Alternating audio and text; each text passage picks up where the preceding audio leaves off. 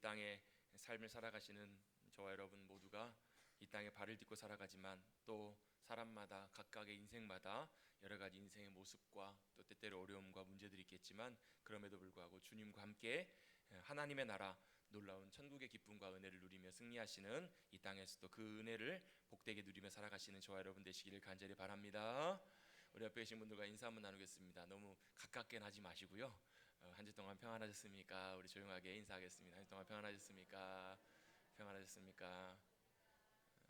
온 나라가 굉장히 막 들썩들썩하고 난리죠. 여러 가지 어려움들 때문에 난리인데요. 우리가 그럴 때일수록 우리의 심지와 마음이 더 굳건하게 주님께 세워지시는 저와 여러분 되시기를 간절히 바랍니다. 저도 요즘 시간이 지나면서 자꾸 깜빡 많이 하는 것 같아요. 그래서 나오면서 가끔 가다가 사무실 문을 잠그고 나왔나 안 잠그고 나왔나 헷갈려요. 여러분 혹시 그런 적 없으세요? 예배드리러 오셨는데 집에 가스레인지를 껐나 안 껐나, 문단속을 잘 했나 안 했나, 내가 그걸 주고 왔나 안 주고 왔나 헷갈릴 때 여러분 혹시 그 깜빡 하실 때 있으세요 없으세요? 그럴 때는 어떻게 하셔야 돼요? 딱 하나 분명한 확실한 거 하나 있습니다. 꺼졌는지 안 꺼졌는지 확인을 해야 됩니다. 확인하고 나면 더 이상 걱정하거나 신경 쓸 필요가 없습니다. 여러분 성경에 여러분 잘 아시는 이런 말씀이 있어요. 진리를 알지니 진리가 너희를 자유케 하리라 라는 말씀이 있어요. 이게 무슨 뜻인가? 여러분 우리가 진리를 깨닫게 되고 진리를 알고 진리 위에 서 있으면요 자유한다라는 말이에요. 자유한다는 말이 무슨 말이냐면 다른 것에 좌지우지되지 않고 흔들리지 않는단 말이에요. 여러분 우리가 자유하지 못하면 어떤 일이 벌어지냐면 자꾸 여기 끌려가면 여기 끌려가고 저기 끌려가면 저기 끌려가요. 이거에 이끌려가고 저거에 이끌려가는 건 자유하는 것이 아닙니다. 여러분 자유하는 것은요 내 마음대로 하는 것 이전에 내가 무언가의 다른 것에 이끌리고 흔들리지 않는다라는 말이 자유한다라는 말이에요. 여러분 지금 시대를 살아가는 여러분들, 여러분 진리신 주님을 알고 진리신 주님의 말씀을 듣고 그 음성이 우리 가운데 견고하게 확실하게 자리 잡으셔서 진리 안에서 흔들리지 않는 자유케 되시는 저와 여러분 되시기를 간절히 바랍니다. 그래서 진리 되시는 그 말씀이 우리를 굳건하게 붙잡아 주셔야 돼요. 거기에 견고하게 세워진 사람들이 흔들리지 않아요. 다른 것에 세워진 사람들은 흔들려요. 무너져요. 여러분 끊임없이 세상에는 그런 헛된 것들이 굉장히 많잖아요. 여러분 세상에서 흔드는 존재가 있어요. 누구냐면 바로 사단이에요. 사탄. 사탄이 하는 것이 있는데 사탄의 별명이 뭐냐면 거짓의 아비예요. 거짓의 아비. 사탄이 하는 건 뭐냐면 사람을 속이는 거예요. 속입니다. 거짓으로 속여요. 근데 거짓으로 속이는데 어떻게 하냐면 진짜인 것처럼 속여요. 여러분 거짓을 거짓말인 것처럼 속이면 속아요 안 속아요? 에이 그래요. 진짜인 것처럼 속일 때 그 잘 속아 넘어가는데요. 그래서 사단은 굉장히 잘 알아요. 뭘 잘 아냐면 우리가 어디에 잘 넘어가고 뭐에 잘 속는지를 잘 알아요. 여러분 우리 자신보다요 하나님께서 우리 자신을 더 잘 아십니다. 그렇죠? 뿐만 아니라 사단도 우리를 너무너무 잘 알아요. 그래서 우리가 기가 막히게 약한 것, 또 우리가 간절히 바라고 원하는 것, 그걸 갖고 기가 막히게 우리에게 와서 뭐 하냐면 거짓인데 진짜인 것처럼 속여요. 언제부터 그 역사가 시작됐는가? 에덴 동산에서부터 그 역사가 시작이 되죠. 하와에게 와서 사탄이 딱 두 가지를 크게 속입니다. 첫 번째는 뭐냐면 선악과가 우리에게 행복을 가져다 주는 거라고 속여요. 선악과는 실제로는 죽음인데 선악과가 우리에게 진짜 행복을 가져다 주는 것이라고 그렇게 속여요. 그게 왜 우리에게 행복인가? 선악과를 따먹는다는 것은 뭐냐면 선악과를 따먹으면 뭐처럼 되리라? 뭐처럼 된다고요? 하나님처럼 된다라는 거예요. 실제로 하와의 마음속에 선악과에 대한 어떤 그런 마음들이, 아련한 마음들이 아마 남아 있었던 것 같아요. 선악과에 대한 궁금증과 호기심이 있었던 것 같아요. 점점 그 마음이 하나님이 말씀하셨던 그 말씀으로부터 좀 멀어지게 했던 것 같아요. 조금씩 하나님의 기준과 마음으로부터 멀어지기 시작했더니 사단이 와가지고 아니라는 거예요. 네가 그걸 따먹으면 하나님처럼 될 거기 때문에 하나님처럼 되니까 하나님이 그거 못 따먹게 하신 거야 라고 이렇게 하와에게 그런 생각과 마음을 집어넣습니다. 여러분 그 가룟 유다가요, 여러분 예수님의 헌신된 제자였던 건 아시죠? 그러시죠? 여러분 가룟 유다 하면 예수님 십자가에 못 박히시도록 판 사람만 기억하잖아요. 근데요 그의 인생의 대다수는, 상당수는요 예수님과 함께 동고동락하면서 그의 삶을 예수님께 드리고 자신의 모든 것들을 뒤로하고 예수님을 따랐던 사람이 바로 가룟 유다였어요. 여러분 가룟 유다 가는 곳마다 예수님께서 행하신 기적을 그는 보았어요. 여러분 한번 생각해 보세요. 예수님과 함께 다니면서 놀라운 기적을 주님이 베푸시는 것을 봤을 때 죽은 자가 살아나고요, 불가능한 일이 일어나고요, 심지어 바다에 풍랑이 잠잠케 되고요, 보리떡 5개와 물고기 2마리로 5,000명을 먹이는 그 역사를 가룟 유다도 보았을 거예요. 여러분이 만약에 그걸 보셨으면 여러분 어떻게 하시겠어요? 김양기 장로님이 어제 저하고 같이 있는데 이런 얘기를 하시더라고요. 목사님, 왜요? 우와, 저는 뭔 말인지 처음에 못 알아들었어요. 그 제 감정이 장로님 정확하게 전달이 안 되셨던 것 같아요. 제가 자주 드리는 말씀 있잖아요. 하나님의 놀라운 위대하심과 영광을 볼 때 우리는 어떻게 반응한다고요? 우리의 영혼이 우와, 감탄하며 감사함, 이게 하나님의 경외함이거든요. 아마 가룟 유다도 똑같이 이걸 경험했을 거예요. 심지어는요, 주님께서 2명씩 짝을 지어 보내시면서 예수님의 권세로 그들 가운데 뭘 명령하세요? 뭘 부탁하세요? 가서 귀신을 내어 쫓고 기적을 일으키고 하나님의 놀라운 역사를 나타내라라고 주님께서 위임해 주셨을 때 아마 가룟 유다도 그 가운데 있었을 거예요. 그리고 가룟 유다도 주님의 놀라운 권세와 능력을 나타냈을 거예요. 그런데요, 문제가 하나 있었습니다. 뭐였냐면 가룟 유다의 마음에 사탄이 생각을 집어넣어요. 무슨 생각을 집어넣었을까요? 아마 가룟 유다는 돈 맡은 사람이었어요. 그리고 그의 지나온 행적들을 놓고 볼 때, 사건들을 놓고 볼 때 그의 마음속에 아마도 물질에 대한, 돈에 대한 아마 욕심과 마음이 있었던 것 같아요. 사탄은 그걸 기가 막히게 잘 알고 예수님을 단돈 은전 30에 팔도록 사탄이 그의 머릿속에 마음속에 생각을 집어넣어요. 거짓을 집어넣어요. 그것이 진짜 자기에게 유익한 것처럼, 그것이 정말 자기를 위한 복된 것인 것처럼 생각을 집어넣고 그를 속여요. 나중에 그가 자기가 속았다라는 것을 깨달았을 때는 이미 늦잖아요. 참 안타까운 것은 그때라도 만약에 가룟 유다가 주님 앞에 회개하며 울며 통곡하며 주님 앞에 엎드리며 돌아왔으면 어떻게 됐을까? 아마 어쩌면 결론이 달라졌을지도 몰라요.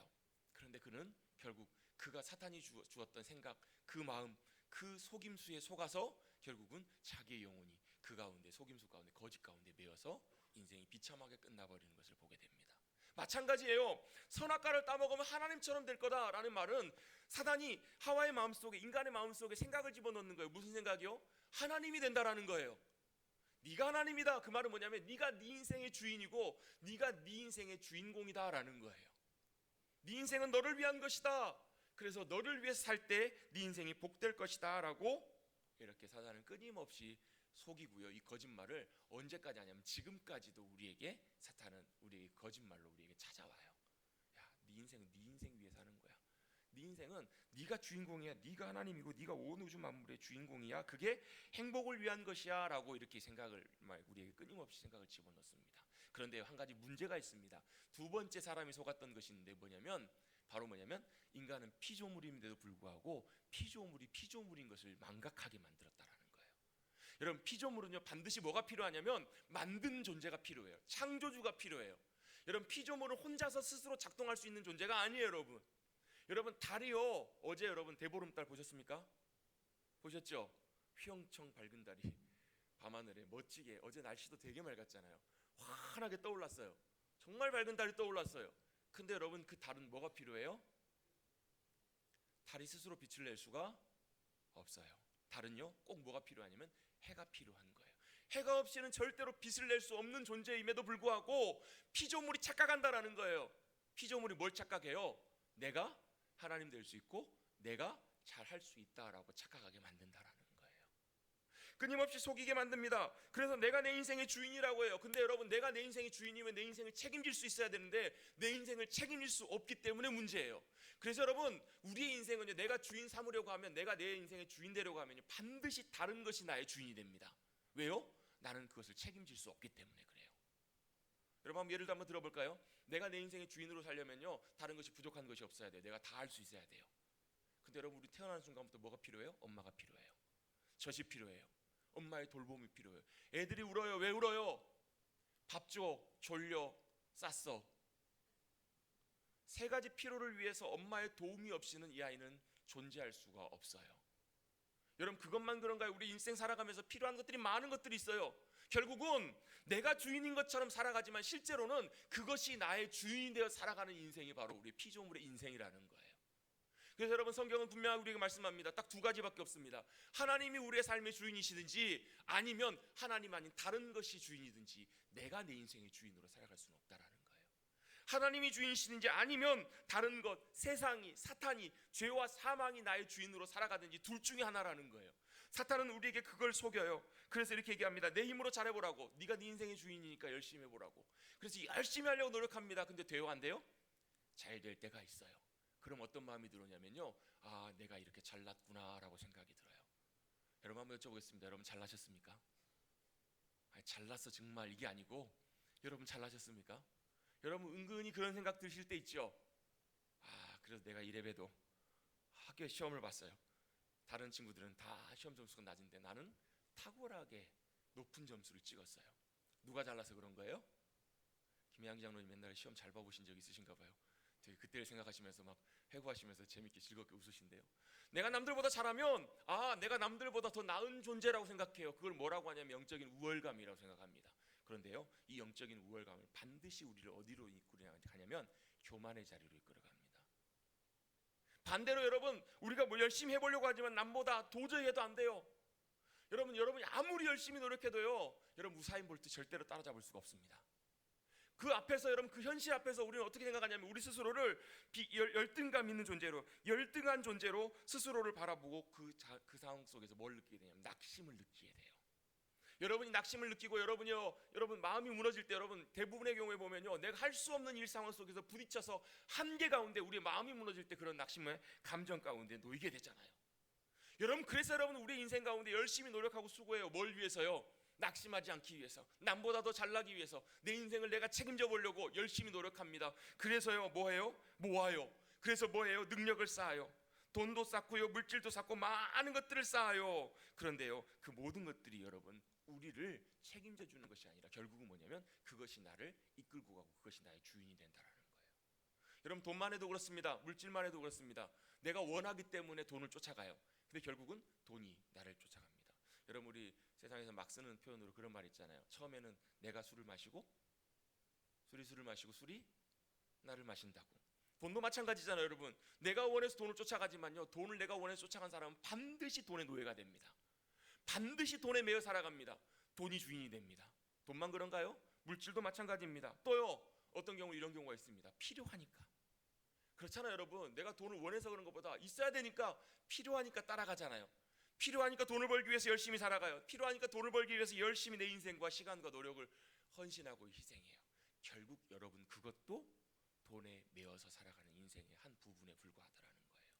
여러분 우리는 사단의 속임 가운데 인생 살아가면서 많은 것들이 우리를 행복하게 해줄 것처럼 그렇게 여기며 살아갑니다. 그런데 오히려 그것이 나에게 찾아오는 것은 나를 지배하고 나를 다스리는 주인으로, 그것이 나를 살아가는, 그것이 나를 이끌고 가는 인생으로 바뀌어가게 된다라는 거예요. 여러분 그렇습니다. 분명한 것 하나는 하나님이 내 주인이신가 아니면 물질과 돈이 내 인생의 주인인가, 여러분 그것이 중요한 문제라는 거예요. 아, 여러분 분명히 그냥 까놓고 얘기해 보면 돈 필요하세요? 안 필요하세요? 돈 있어야 됩니다. 돈도 다 필요해요.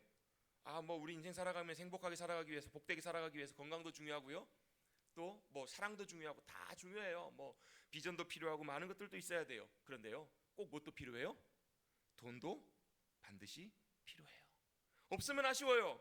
다 좋은데 아프면 어떻게 해야 돼요? 병원 가야 돼. 병원 가는데 그냥 가나요? 돈 들고 가셔야 됩니다. 아, 목사님 카드 들고 가면 되죠. 카드는 돈 아닌가요?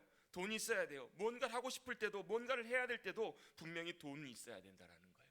여러분 우리 인생 가운데 태어나서 죽는 순간까지 여러분 우리 인생은 다 뭐와 연관되어 있냐면 돈과 물질과 연관이 되어 있어요.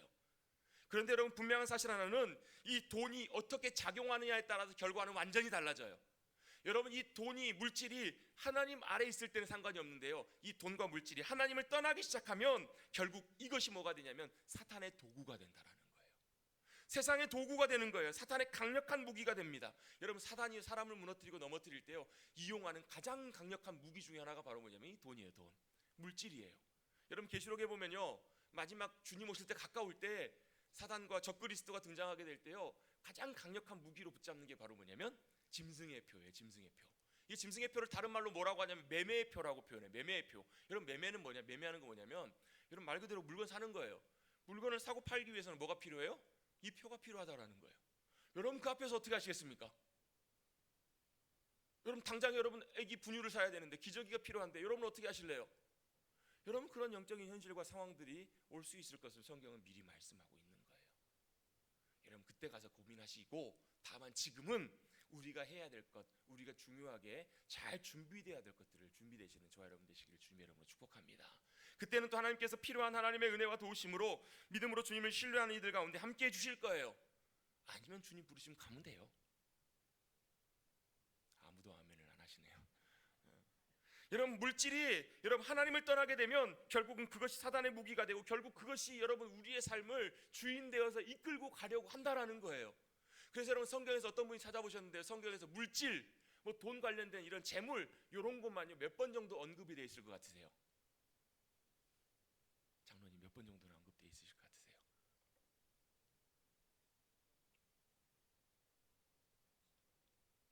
30번이요? 김세엽 장로님, 괜히 옆에 앉으셔가지고. 예? 40번. 첫 단추를 잘 끼우셔야 됩니다. 앞뒤 작업분들 긴장하고 계시는데요. 대략 뭐 정확한 수치는 아니지만, 왜냐하면 이제 표현 자체가 좀 다른 표현이 있어서 한 3,000번 정도가 기록이 되었다고 합니다. 물질에 대한 뭐 재물, 돈 이런 게 몇 번이요? 장로님, 크게 가지십시오. 30번이 아니라 3,000번 정도 기록이 되어 있습니다. 여러분, 예수님께서 이 땅에 오셔서요, 주님의 나라의 사역을 감당하시면서 말씀을 선포하시면서 가장 많이 선포하셨던 것이 하나님의 나라예요. 하나님의 나라에 대해서 선포하시고요, 그 다음으로 많이 선포하신 게 뭐냐면 돈이에요, 물질이에요.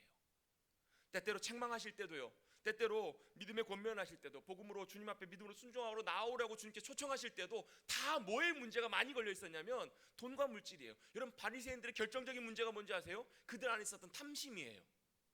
여러분, 그래서 성경에서 또 디모데전서 6장에서 이렇게 말씀합니다. 6장 6절부터 10절까지 말씀해 보면, 그러나 자족하는 마음이 있으면 경건은 큰 이익이 되느니라 라고 말씀하세요. 뭐라고요? 자족하는 마음, 만족할 수 있는 마음이 있다면 그것이 경건에 큰 유익이 된다라는 거예요. 그러면 뒤에서 이어 설명합니다. 9절에 보시면, 부하려 하는 자들은, 쉽게 말하면 부자가 되려고 하는, 물질에 대한 많은 욕심을 가지고 있는 자들은 시험과 올무와 여러 가지 어리석고 해로운 욕심에 떨어지나니 곧 사람으로 파멸과 멸망에 빠지게 하는 것이라 라고 말씀하세요. 무섭죠? 제가 다시 한번 읽어드릴까요? 부하려고 하는 자들은 어떻게 해요? 시험과 올무와 여러 가지 어리석고 해로운 욕심에 떨어진다라는 거예요. 곧 사람으로 파멸과 멸망에 빠지게 하는 것이라. 그러면 10절에 이렇게 말씀합니다. 돈을 사랑함이 일만하게 뿌리가 되나니 이것을 탐내는 자들은 미혹을 받아 믿음에서 떠나 많은 근심으로써 자기를 찔렀도다. 돈을 사랑함이 뭐라고요? 일만하게 뿌리가 되나니 이것을 탐내는 자들은 미혹을 받아 믿음에서 떠나 많은 근심으로서 자기를 찔렀도다라고 말씀하세요. 여러분, 많은 경우에 근심하는 경우에 그 이유가, 많은 이유 중에 하나가 바로 뭐냐면 이 돈 문제잖아요. 돈을 사랑함이 일만하게 뿌리가 된대요.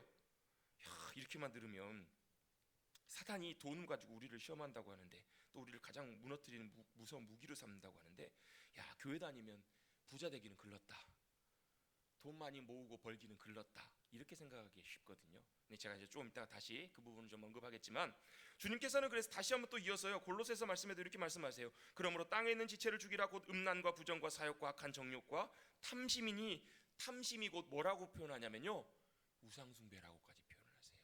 자, 이 표현의 의미가 무슨 뜻이냐면, 탐심, 욕심을 부리는 것이, 물질과 돈에 대한 욕심을 갖는 것이 뭐하고 같냐면 우상숭배와 같대요. 우상숭배는 뭐냐면, 하나님이 하나님이셔야 되는데 하나님 자리에 다른 것을 두는 것이 우상숭배예요. 즉, 돈과 물질이 어느 자리까지 같이 올라가냐면요, 하나님 자리까지 올라간다라는 거예요. 여러분, 실제로 이건 굉장히 우리에게 심각한 문제예요. 여러분, 아니라고 하지만요, 실제로 여러분, 우리 하나님 믿고 신뢰하면서도요, 하나님 자리에 물질과 돈이 올라갈 수가 있다라는 거예요. 탐심은 우상숭배니라고 말씀하세요. 그래서 여러분, 예수님께서 누가복음과 마태복음에 몇 번 반복해서 말씀하세요. 뭐냐면 두 주인을 섬길 수 없다라는 거예요. 두 주인을, 집에서 있는 사람이 두 주인을 섬길 수가 없다. 바로 이도 사랑하고 저도 사랑할 수 없고, 이도 중히 여기고 저도 중히 여길 수가 없다. 너희는 하나님과 재물을 겸하여 섬길 수가 없느니라 라고 말씀을 하시는 거예요. 여러분, 이렇게 말씀을 딱 놓고 보면 성경에서 물질에 대한 말씀들이 다 부정적인 것들로만 비춰지고 말씀되고 있는 것 같이 보여요. 탐심을 물리치라. 사람의 생명은 그 소유에 넉넉한 데 있지 아니하니라. 누가복음 12장 15절에도 이렇게 말씀하세요. 그러면서 자기를 위하여 재물을 쌓아두고 하나님께 대하여 부여하지 못한 자가, 부자가, 어리석은 부자가 재물 많이 모아놓고 그날 밤에 주님이 불러가시면 그 모든 소유가 네 것이 되겠느냐. 그 부자를 향해서 주님께서 말씀하시는 말씀이라는 거예요. 여러분, 이렇게만 말씀드리면 교회 다니면 다 가난하게 살아야 되는가 이렇게 생각할 수 있지만 그건 아니라는 거예요. 돈 열심히 벌 필요가 있는가? 그 벌 필요가 없다는 말인가? 돈 모으면 안 되는가? 그 문제가 아니고요. 돈이 있고 없고의 문제 이전에, 돈을 많이 모으고 많이 없고 이 문제 이전에 물질과 돈에 대한 우리의 마음의 중심의 자세와 태도가 중요함을 성경은 말씀하고 있는 거예요. 돈이 없어서가 아니라 돈을 사랑하는 게 문제라는 거예요. 여러분, 우리는 이래요. 저는 뭐 별로 욕심 없어요. 돈 별로 그렇게 많이 원하지 않습니다. 그런데 여러분, 그 마음도요, 그 안에 깊이 들어가 보면요, 많고 적고의 차이뿐이지 다 돈에 대한 생각과 마음이 다 있어요. 왜? 그래도 마음속에 깊이 들어가 보면 그래도 조금은 있어야지. 여러분, 돈을 사랑한다라는 것은 돈을 의지한다라는 의미도 그 안에 포함되어 있습니다. 여러분, 넉넉하게 여러분 부가 있으면요, 돈이 있으면 여러분 마음이 어떠세요? 넉넉합니다. 그렇죠? 여러분, 한번 로또 복권 당첨돼 보신 분 계세요? 혹시 뭐 1등은 없으실 거고 2등이나 3등 아니면 뭐 한 몇만 원 있으세요? 당첨되면 마음이 어떠세요? 기분이 얼마나 좋은지 저는 안 당첨돼서 모릅니다. 갑자기 여러분 생각지도 않은 돈이 생기거나 여러분 내가 원하는 것보다 풍성한 것들이 여러분 물질이 내 안에 들어오면요, 우리도 모르게 우리 마음속에 어떤 마음이 들어요? 마음에 좋은 마음이 들어요. 기뻐요. 다들 아니신 것처럼 얼굴 표정 다 짓고 계시는데요, 제가 다 알아요. 왜요? 어느 누구도 사실 여기로부터 자유로울 있는 사람은 없기 때문에 그래요. 그 돈이 많으면 힘이 되고 든든한 배경이 됩니다. 부가 있으면 마음이 즐겁고 편안해집니다. 실제 우리의 삶을 현실 속에 보면요, 어떨 때는요, 아니라고 하지만 하나님보다 실제로는 돈이 더 현실적이고 돈이 더 우리에게 중요하게 받아들여질 때가 훨씬 많은 것이 여러분 우리의 인생 현실의 모습 아닌가요? 여러분, 성경은 돈을 가지지 말라고 말씀하지 않으세요. 부자가 되라고 말씀하는 것이 아니에요. 보이는 것 그 문제 이전에 우리의 마음과 중심이 더 중요하다라는 것을 주님께서는 우리에게 말씀해 주기를 원하시는 거예요. 여러분, 이 말씀의 의미는 그것입니다. 여러분, 돈의 노예가 되지 마시고 여러분 주님을 섬기는 자들이 되십시오. 여러분, 돈을 따라가기 시작하면 반드시 돈을 섬기게 되어 있습니다. 여러분, 우리는 돈의 지배를 받아야 될 존재가 아니라 돈을 지배해야 될 존재로 주님은 우리를 세우시기를 원하시는 거예요. 하나님께서는 우리가 돈으로부터 자유하여서 돈과 실제적인 물질 문제로부터 끌려다니는 것이 아니라 바로 우리가 그것을 컨트롤할 수 있는, 끌어낼 수 있는, 여러분 제가 목사로서 많은 성도님들을 만나면서요, 그런 느낌을 종종 받을 때가 있어요. 겉으로 뵐 때, 그냥 만나 뵐 때는 참 모습도 귀하고 신앙적인 모습으로 너무너무 참 훌륭한 분이에요. 귀한 분이에요. 근데요, 그 안을 들여다놓고 보면, 그 안의 모습을 보면 그 안에 뭐가 있어요? 속사람이 다른 것이 있어요. 겉으로는 주님을 잘 따라가지만 실제로는 내 안에 다른 주인이 있는 모습들을 종종 볼 때가 많아요. 여러분, 오해하지 마십시오. 그 얘기는 저도 그렇다는 얘기예요. 저도 제 안에 하나님 말고 다른 주인이 저를 이끌고 갈 때가 있을까요, 없을까요? 어떻게 그렇게 잘 아세요? 왜요? 우리가 다 그렇기 때문에 그래요. 여러분, 주님께서 정말 원하시는 것은 바로 뭐냐면 재물과 돈, 물질, 그것을 섬기는 자가 되지 말고, 그것에 지배당하고 끌려당하는 자들이 되지 말고 하나님을 섬기고 주님을 따라오기를 주님이 원하신다라는 거예요. 그러면 주님께서 우리에게 어떤 은혜를 주시는가? 돈과 물질을 지배하고 그것들을 이용할 수 있는, 활용할 수 있는 은혜를 주신다라는 거예요. 여러분, 돈의 권세가 세상에서는 가장 강력한 권세입니다. 그러나 여러분, 하나님의 권세를 힘입고 하나님의 권세를 의지하고 그 권세를 누리며 살아가는 사람들은 돈과 물질에 자유합니다. 그 진정한 청지기로 하나님이 주시는 놀라운 은혜와 능력으로 경험하며 그 풍성한 것들을 누리며 살아가는 우리 모두가 될 줄로 믿습니다. 여러분, 하나님께서 여러분 부자신 건 다 아시죠? 하나님 다 가지신 거 아시죠? 오늘 다윗도 그런 고백을 하잖아요. 부와 귀가 또 위대하심과 권세와 능력과 영광과 승리와 모든 것이 다 주님 거라고 다윗 고백하고 있잖아요. 근데 그렇게 많으신 분이 왜 우리에게 이렇게 안 주실까요? 그런 생각 안 해보셨어요? 왜 나는 안 주실까? 그런 고민 안 해보셨어요? 좀 더 주시지 왜 안 주시나? 하나님이 우리 마음에 안 드셔서 안 주시나? 아니면 하나님이 아끼시려고 안 주시나? 하나님이 아까우셔서 안 주시나? 여러분, 하나님께서요, 그 이유가 있는데 그 이유가 뭐냐면 바로 우리가 그것들을 주님께서 주시면 우리가 감당할 수 없기 때문에 주님이 안 주시는 거예요. 무슨 말이냐면 우리는 주시면 잘할 수 있을 것 같아요. 주시면 잘 감당하고 잘 쓸 수 있을 것 같아요. 근데 실제로는요, 우리가 필요한 것 이상으로 주님이 주시면 어떻게 되냐면요, 반드시 그것 때문에 우리의 영혼 가운데 흔들리는 일이 생겨요. 반드시 그걸 의지하게 돼요. 반드시 더 주시면 주님 의지하는 것보다 그거 의지하게 된다니까요. 돈과 물질 의지하고 우리의 마음이 주님으로부터 조금씩 멀어지고 나태해지는 것을 경험하기 때문에 그래요. 여러분, 하나님께서는 딱 필요한 만큼만 우리의 삶 가운데 채워주시는 주님이신 줄로 믿습니다. 여러분, 우리에게 모든 부족한 것들, 모든 상황들을 주님이 잘 아시기 때문에 딱 그만큼만 주세요. 하나님 더 필요한데요, 더 주세요. 하나님께서 우리에게 가장 적절한 필요와 상황들로 인도해 주시는 주님이심을 우리가 믿음으로 신뢰해야 될 줄로 믿습니다. 왜냐하면요, 더 많은 돈은, 많은 물질들은 우리에게 편안하게 우리의 삶을 이끌어 줄 수 있을지는 몰라요. 그런데요, 편안함을 줄 수 있을지 몰라도 평안은 우리에게 줄 수 없다라는 거예요. 진정한 평안은요, 여러분, 평안이 뭔지 아세요? 평안이 뭐긴 뭐예요? 평안이지. 평안은 여러분 하나님께서만 주실 수 있는 평안이에요. 그거는요, 외부적인 상황이나 어떤 문제나 그런 것들이 나를 전혀 흔들거나 영향을 줄 수 없는 상태가 바로 평안이에요. 주님이 함께 하심과 보호하심이에요. 그래서 그 평안 안에 있을 때는요, 진정한 기쁨과 즐거움이 우리 가운데 허락되어져요. 그리고 평안한 사람은요, 기뻐하며 감사하며 찬송할 수 있어요. 여러분, 하늘의 평안이 저와 여러분 가운데 부어지기를 축복합니다. 여러분, 그 하나님께서 주시는 평안은요, 우리가 그 안에 거할 때, 우리가 여러분 주님이 주시는 그 안에 거할 때 주님이 우리 가운데 허락해 주시는 거예요. 돈과 물질은 우리에게 편안함은 줄 수 있을지 모르지만 진정한 평안함은 주지 못한다라는 거예요.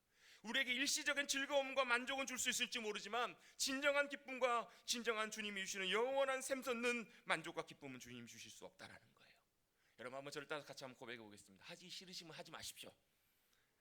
아니 그거 하지 말라는 게 아니라, 제가 지금 같이 고백을 할 테니까 여러분, 하기 싫으면 하지 마십시오. 돈이 없어도 기쁘고 감사합니다. 물질이 없어도 저는 마음이 흔들리지 않습니다. 아멘. 여러분, 돈이나 물질이 나를 어찌할 수 없다고 여러분 믿음으로 선언하십시오. 여러분, 있어도 그 돈이 나를 움직여가는 것이 아니고, 없어도 나의 그 걱정이 나를 움직여가는 것이 아니라, 있어도 없어도 걱정하지 않는 은혜가 주님 안에 거하는 귀한 복된 그리스도인들에게 주시는 하나님의 은혜인 줄로 믿습니다. 그래서 다윗은 이렇게 고백하잖아요. 모든 것이 다 주님께 속하였습니다. 여러분, 과연 그렇다면 어떻게 우리가 물질의 노예로 살아가지 않고 주님을 나의 주님으로 모시고 물질을 지배하며 살아갈 수 있을 것인가? 가장 먼저 첫 번째로 기본적인 것인데요, 바로 뭐냐면 모든 것이 다 주님께 속하여 있음을 믿음으로 고백하는 거예요. 같이 한번 고백해 보겠습니다. 모든 것이 다 주님의 것입니다. 주님께 속해 있습니다. 아멘. 이것이 여러분 별것 아닌 것처럼 보이지만, 여러분, 우리가 믿음으로 그것을 고백하고 인정하기 시작할 때, 여러분, 우리는 들어가고 나가는 것에 별로 영향을 받지 않아요. 많고 적음에 우리의 마음이 흔들리지 않아요. 즉, 그 말은 뭐냐면 상황과 문제와 현실이 우리를 움직이지 못한다라는 거예요. 여러분, 모든 것이 다 주님의 것이고 다 주님께 속해 있다면 여러분, 우리가 아쉬울 게 있을까요, 없을까요? 진짜요? 모든 것이 다 주님의 것이라면 주님께서 보시고 우리에게 가장 귀하고 적절한 것들을, 필요한 것들을 적절한 때에 주실까요, 안 주실까요? 믿으시는 분만 아멘 하십시오. 안 믿어지시면 하지 마십시오. 여러분, 실제로 이걸 믿음으로 고백하는 것, 인정하고 신뢰하고 살아간다면 여러분, 우리는 상황과 환경에 별로 영향받지 않고 주님을 기뻐하며 감사할 수 있을 거예요. 그래서 여러분, 시편 37편에서 다윗은 이렇게 또 고백해요. 뭐라고 고백하냐면, 악인들이 잘 되는 것, 악인들이 부자가 되는 것, 돈 많이 벌고 성공하는 것. 아니, 왜 악인들이 더 안 돼야 되는데? 악인이라면 하나님께서 그들을 온전하게 심판하시고 그들이 더 안 돼야 되는데, 여러분, 실상은 어때요? 악인들이 더 잘 될 때가 있어요, 없어요? 많아요. 악인들이 부자 되고 악인들이 성공할 때도 훨씬 많아요. 근데 그것 때문에 마음 흔들리지 말고 불평하지 말라라고 시편 37편은 우리에게 고백해요. 왜요? 모든 것이 다 누구 거예요? 부자 것이 아니고요, 악한 사람의 것이 아니고, 그건 잠시 잠깐이에요. 오지 않아요. 다 하나님의 것임을 인정하고 고백한다면 우리는 있어도 감사하고 없어도 감사하게 될 줄로 믿습니다. 상황에 흔들리지 않는 거예요. 현실 속에 움직여지지 않는 거예요. 여러분, 돈이 없어서 참 서운하고 아쉬웠던 적 아마 있으셨을 거예요. 근데 그 순간에서도요, 여러분, 우리가 시편 37편의 고백처럼 거기에 불만 갖고 불평하고 흔들리지 않고, 그래서 이어서 이렇게 말씀하거든요. 이렇게 말씀합니다. 여호와를 기뻐하라. 뭐 안 따라하셔도 되는데, 여호와를 기뻐하라. 저가 내 소원을 이루어 주시리라. 여호와를 신뢰하라. 여호와께 맡기라. 내 길을 여호와께 맡기라. 그리하면 내 소원을 이루어 주시리라. 맡기고 신뢰하고 의지하면 하나님이 이루시고 내 의를 빛같이 나타내시리라 라고 주님 말씀하세요. 여러분, 바로 이것이 진리이고 사실이라는 거, 이게 여러분 팩트라는 거예요. 저도 어제 뭐 돈하고 관련된 일은 아닌데 어제 오후에 갑자기 이제 어떤 소식을 듣게 됐는데 그 일을 듣고 나서 너무너무 서운하고 아쉬운 거예요. 마음속에 너무너무 아쉽더라고요. 마음의 한켠에 너무너무 아쉽다, 서운하다. 아유, 그게 왜 그렇게 됐을까? 너무너무 그 소식을 듣고 마음이 아쉬웠어요. 한참을 아쉬워하고 안타까워하다가 갑자기 문득 제 마음속에 그런 생각이 들더라고요. 이미 지나간 거 내가 아쉬워한들 그게 되돌아오지 않겠더라고요. 그러면서 제 마음속에 이런 마음을 가져야 되겠다는 생각이 제 마음속에 들었습니다. 앞으로 하나님께서 인도하시고 앞으로 새롭게 역사해 주실 그 주님을 믿음으로 신뢰하고 그냥 맡기자, 감사하자라는 그런 마음이 제 마음속에 들더라고요. 그랬더니 마음속에 참 큰 평안이 제 마음속에 찾아오더라고요. 항상 그런 게 아니고 안 될 때가 훨씬 많아요. 지난주 중에 제가 주보에 잠깐 기록을 했지만 저희 집에 그 사건이 좀 있었는데요. 이제 저희 아이들이 이제 워낙 잘 먹다 보니까 이제 토스트 같은 것도 이제 많이 사놓고, 빵 있으면 뭐가 필요해요? 잼이 있어야 되잖아요. 잼을 사는데 이렇게 큰 거 2kg짜리 큰 걸 사면 싸요. 그래가지고 2kg짜리를 사가지고 이제 잼을 다른 걸 다 먹고 그걸 먹기 시작을 했어요. 그 애들이 먹기 시작을 하니까 제가 어떻게 했을까요? 불안불안한 거예요. 그래서 애들한테 조심해라고 몇 번 주의를 줬어요. 근데 화요일 날 집에서 문자가 왔습니다. 잼이 깨졌다는 거예요. 2번인가 3번밖에 안 먹었거든요. 잼이 깨졌는데요. 그 문자를 받는 순간에 얼마나 그 잼이 아까운지 정말 아깝더라고요. 그래서 제가 뭐라고 문자를 보냈냐면 그 잼 얼마나 살릴 수 있어, 이렇게 제가 문자를 보냈어요. 유리병이 깨지면 그렇잖아요. 이제 얼마나 살릴 수 있어. 그걸 제가 보냈습니다. 그렇게. 그리고 나서 이제 살릴 수 없다라는 사망 선고를 받고 제 마음이 같이 무너지고 나서 그 다음 날, 그리고 그날이 지나고 그 다음 날 저녁쯤에 문자가 왔어요. 그날이 수요일이었는데 제 아내가 급하게 식사 준비를 하다가 냉장고에서 재료를 꺼내면서 그 냉장고 안에 있었던 저희 이모님이 집에서 직접 따서 직접 담가주신, 여러분 딸기잼보다 무화과잼이 더 맛있잖아요. 무화과잼, 저번에 명절 때 주신 무화과잼병을 툭 건드려가지고 툭 깨뜨렸다는 거예요. 제가 그 문자에 답을 할 수가 없었습니다. 얼마나 잼이 아까운지. 근데요, 제가 그리고 나서 제가 주부에도 썼지만 저는 좋은 남편 되기는 글렀다. 여러분, 잼병이 깨지면 뭘 먼저 물어봐야 돼요? 다쳤느냐라고 먼저 물어봐야 되잖아요. 저는 제 아내가 다친 것보다 잼병 깨진 게 더 아깝더라고요. 얼마나 아깝든지. 근데 여러분, 잼병 깨지면요 그냥 버리면 되잖아요. 그리고 어떻게 하면 돼요? 다시 사면 돼요. 여러분 걱정하지 마십시오. 샀습니다. 근데요, 그 순간이 얼마나 그렇게 아까운지. 여러분, 제 마음이 거기가 있기 때문에 저는 못난 남편입니다. 저희 아내보다 잼이 더 아까운, 잼이 더 귀한 그런 좋은 남편 되긴 그런 남편인 것 같아요. 그런데 여러분, 우리가요 인생 살아가면서 우리 물질도요, 우리의 돈도요, 여러분 내가 있다가 없어지는 것이 우리의 물질이고요, 있다가도 없는 것이 우리의 물질인데, 이 물질이 여러분 제가 깨뜨려버린 잼병처럼 이렇게 안타까워하고 아쉬워하고 더 얻기 위해서 여러분 몸부림치고 살아가고 있지는 않는지. 여러분, 저는 그 순간에요 제 삶의 주인은 주님이 아니시고요, 저희 아내가 아니고 잼이었습니다. 여러분 마찬가지예요. 여러분, 우리 인생 가운데 때때로 낙심할 때나 걱정할 때나 슬퍼할 때나 염려할 때 보면요, 그 순간에 모든 물질의 주인이 하나님이십니다 이게 아니고요, 그 순간에는요 그것이 내 주인일 때가 참 많아요. 근데 다윗은 믿음으로 고백하고 있어요. 모든 만물의 것이, 모든 세상의 모든 것이 다 주님의 것입니다. 주님으로부터 나옵니다라고 하는 것을 진심으로 고백하고 있는 거예요. 그래서 다윗은 고백합니다. 있어도 없어도 감사하지만 모든 것이 주님이 주셨기 때문에 하나님께서 모든 걸 책임지십니다. 역사하십니다. 공급하십니다. 그래서 바로 다윗은 이렇게 고백하잖아요. 뭐라고요? 여호와는 나의 목자시니 내게 부족함이 없습니다. 여러분, 부족함이 있으세요? 없으세요? 다 있으실 거예요. 저도 있어요. 다 부족합니다. 그런데요, 우리가 먼저 고백해야 될 것이 있어요. 내 부족함을 주님 앞에 아뢰기 전에 모든 천지 만물과 모든 것은 다 하나님의 것입니다.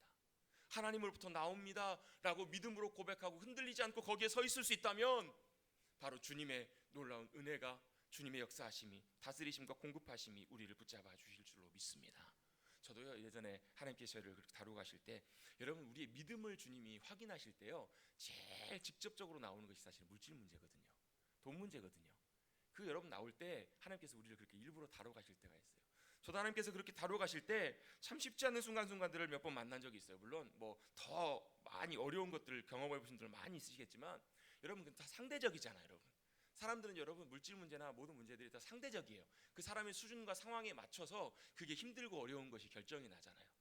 고비고비마다 만날 때마다 참 어려움의 순간들을 만날 때가 참 많이 있었는데요. 그럴 때마다 제 마음에 이렇게 하기로 제가 작정을 했거든요. 뭐 하기로 했냐면 걱정이 들 때마다 여호와 하나님을 기뻐하기로, 하나님을 기뻐하고 즐거워하기로.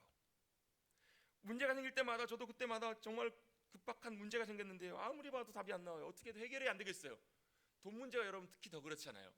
여러분 돈 문제는 참 해결이 안 되는 경우들이 참 많잖아요. 그래서 어떻게 해요? 사람을 보며 세상을 봐요. 은행에 가서 대출해 볼까? 옆집 누구에게 돈을 빌려 볼까? 아니면 누구에게 도움을 구해 볼까? 사람을 보며 세상을 볼 때 만족감이 있어요, 없어요? 만족감이 없어요, 여러분. 우리를 넉넉하게 채워줄 수 있는 것이 없잖아요, 여러분.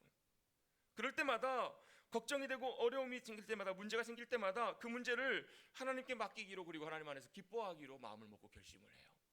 그래서 예전에도 참 어렵고 힘든 순간에 이렇게 그 순간에 아침에 이렇게 고백했던 기억이 납니다. 나는 주님을 찬양하리라. 새 노래로 주님을 찬양하리라. 온 마음과 뜻을 다해서 주님을 기뻐합니다. 두 손을 높이 들고 주님을 경배합니다. 찬양합니다. 그렇게 찬양하고 기도하고 주님 앞에 고백했던 적이 있어요. 근데 놀랍게도요 그게요 하루를 안 넘어가더라고요. 주님이 역사에 가시고 채워가시고 일해 가시는 역사하신 분들이 하루를 안 넘어가더라고요. 여러분 그런 상황 속에서 주님을 기뻐하시고 감사하셔서 하루 넘기지 않고 인도해 주고 역사해 주는 주님의 은혜를 경험할 수 있는 저와 여러분 되시기를 주님의 이름으로 축복합니다. 그게 바로 다윗이었거든요. 모든 것이 주님으로부터 말미암았습니다. 모든 것이 다 주님이 주신 것입니다. 사실 오늘 본문 말씀은 다윗이 성전 건축을 앞두고 모든 것을 다 준비하고 주님 앞에 다 드리면서 주님 앞에 하는 감사의 고백과 기도예요. 여러분 단순히 성전 건축 아니더라도 여러분의 삶을 세워가실 때 여러분의 삶의 자리자리마다 여러분 모든 물질과 연결되는 모든 상황마다 여러분의 인생마다 모든 것이 다 주님께 속해 있고 주님께로부터 나옵니다. 이렇게 믿음으로 고백하시는 저와 여러분 되시기를 간절히 바랍니다. 여러분 이 고백이 되어야 여러분 우리는 하나님께 속해 있고 우리가 물질을 컨트롤할 수 있는 청지기 역할을 잘 감당할 수가 있어요. 여러분 진짜 부자는요 많이 소유한 사람이 진짜 부자가 아니에요. 하나님이 주신 것들을 풍성하게 기쁨으로 다 하나님이 원하시는 곳에 흘려보내는 사람, 쓰이는 사람, 주님 앞에 순종할 수 있는 사람, 그 사람이 진짜 영적인 부자예요. 그래서 다윗은 이렇게 고백하잖아요. 내가 주님 앞에 다 드립니다. 주님께서 주셨기 때문에 주님께서 주신 것들 기쁨으로 주님 앞에 드립니다. 여러분 이렇게 다윗처럼 주님 손에 붙잡힌 바 되시는 저와 여러분 되시기를 주님의 이름으로 축복합니다. 하나님은요 없으셔서 안 주시는 것이 아니에요. 우리가 준비될 때까지 기다리고 계시는 거예요. 어떻게 해요? 주님이 주셔도 언제든지 기쁨으로 주님 원하시는 곳에 내가 드릴 수 있는, 흘려보낼 수 있는. 여러분 내가 남는 것이 없는 것 같잖아요. 근데요 그렇게 살아보세요. 얼마나 풍성한 것들 누리고 살아가는지, 얼마나 주님께서 부으시고 인도하시는지. 여러분 그런 사람이 없기 때문에 주님께서는 우리에게 주실 수가 없었던 거예요. 다윗은 그 영적인 원리를 잘 따라갔던 사람이에요. 주님께서 주셨기 때문에 기꺼이 주님이 원하시는 것. 여러분 그래서 여러분 주님께 항상 여러분 여쭤보십시오. 이거 어떻게 할까요? 주님 이거 어떻게 쓸까요? 이 문제 어떻게 해결할까요? 주님 어떻게 하기를 원하세요? 여러분 다윗은 항상 묻고 주님 앞에 기쁨으로 드렸어요. 그리고요 그 마음속에 어떻게 드렸냐면 그냥 드린 것이 아니라 내가 이거 드리면 주님 또 주시겠지, 복 주시겠지, 이런 마음이 아니라 어떤 마음으로 주님 앞에 드렸냐면 뒤에 보시면 17절 말씀에 보면 감사함으로 기쁨으로 차원하는 마음으로 주님 앞에 드렸다라고 말씀하고 있어요. 왜요? 그 모든 것들이 주님의 우리에게 주신 것이기 때문에 기꺼이 주님 앞에 드리는 것이 우리의 기쁨이기 때문에 여러분 이런 사람은 여러분 마음에 탐심이 없고 주님이 그의 유일한 소원이 되시는 줄로 믿습니다. 그래서 예수님께서도 이 말씀과 비슷하게 연결지어서요 팔복의 말씀을 말씀하시면서 첫 번째로 뭐라고 말씀하시냐면 복 있는 사람은 바로 이런 사람이 복된 사람이다. 어떤 사람이요? 심령이 가난한 사람은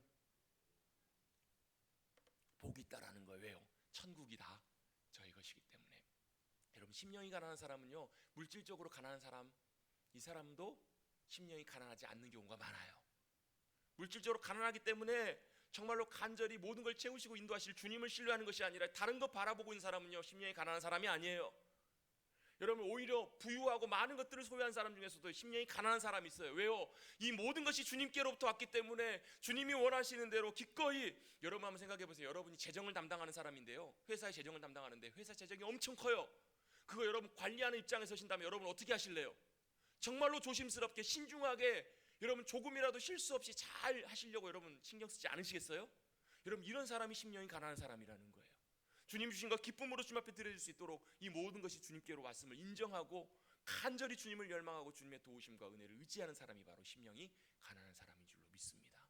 그래서 여러분 너희는 먼저 그의 나라와 그의 의를 구하라. 그리하면 이 모든 것을 너희에게 더하시리라. 그래서 여러분 심령이 가난한 자는 천국을 누리는 하나님의 나라의 놀라운 역사하심의 삶을 살아가는 복된 백성이 되는 줄로 믿습니다. 여러분은 누구를 주인으로 모시고 살아가시겠습니까? 여러분 우리는 어쩔 수 없이 주인이 있어야 합니다. 하나님을 주인으로 모시고 살아갈 것인지 아니면 물질과 세상과 여러 가지 많은 것들을 주인으로 모시고 끌려갈 것인지 여러분 오늘 이 시간 예배 시간을 통해서 결단하시고 여러분 물질이 주인이 아니라 내가 내 인생의 주인이 아니라 하나님이 내 인생의 주인 되어 주시는 복된 삶, 물질을 통치하고 물질을 다스리고 물질을 하나님이 원하시는 대로 기꺼이 쓰여질 수 있는, 드릴 수 있는 복된 주님의 청지기가 되시기를 주님의 이름으로 축복합니다. 우리 함께 찬송하고 우리 같이 기도하도록